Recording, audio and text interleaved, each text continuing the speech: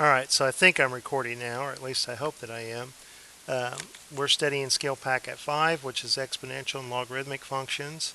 And in skill 5a, we're looking at the graphs of exponential functions and not just plotting points, but different characteristics and properties of the graph, like the domain and the range and the intercepts of the graph and any kind of end behavior or asymptotes.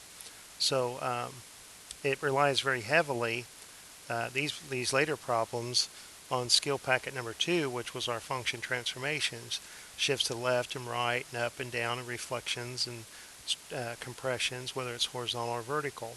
So I should be familiar with a basic exponential function that looks like this, and we've learned if b is greater than 1, it's increasing, that b to the 0 is 1, so it has a y-intercept of 1.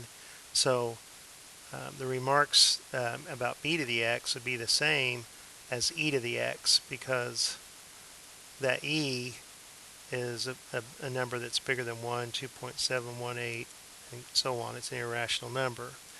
So the only transformation that's going on the domain, on the x's, is that negative sign.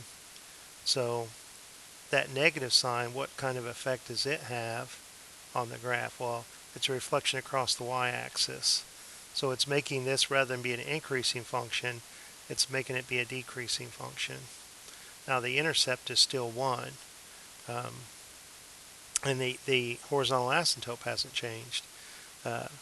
Now, if we move and take a look at the transformations that are affecting the output of the function, the y-coordinates, we see that we have 3 transformations: a vertical stretch, a reflection across the x-axis, and shifting it up 4 units. So we do the order in a normal behavior. It's not bizarre like the transformations on the domain. On the range, we do multiplication before we do addition or subtraction, and I can combine the idea of multiplying by 3 and just go ahead and multiply it by a negative 3, and I can see that the effect that would have on the graph by multiplying this by a negative 3, this h would reflect the graph across the x-axis, and but then it would vertically stretch it by 3. So this 1, the reflection would make it reflect a negative 1, and then multiplying it by the 3, it's going to have a y-intercept now at negative 3. And since it's been reflected, it's going to look something like this. But now that whole graph is lifted up 4 units. So the final graph that I want to think about has a horizontal asymptote at y equals 4. So because of the reflections, specifically the reflection across the x-axis, this graph lies entirely below this horizontal asymptote. And this negative 3, when I added 4 to it, I'm expecting to get a y-intercept back at positive 1. So I'm expecting the sketch of my graph to look something like that. Well, that's going to help me answer all of these. I already know that these transformations are not going to change the domain, that the domain of an exponential function is all real numbers. This time the range is coming from the low values are coming from negative infinity all the way up to this horizontal asymptote of 4, but it never touches the asymptote. The y-intercept can be found by plugging in 0 into the function, which I'm expecting to get 1.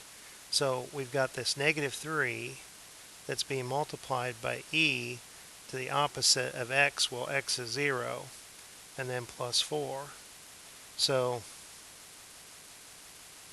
this e to the negative 0, this e to the 0 is 1, and negative 3 times 1 is negative 3, and plus 4 is positive 1. So I'm getting that y-intercept of 1 that I expected. Now the end behavior, let's describe it. I'm going to erase it and describe it over here. When you move to the left of the origin, when x is to the left going towards negative infinity, these y values are going down, so they're heading to negative infinity. But on the right, as x is approaching positive infinity, these y values are getting closer and closer to the line y equals 4. They're getting closer and closer to 4, but never touching it.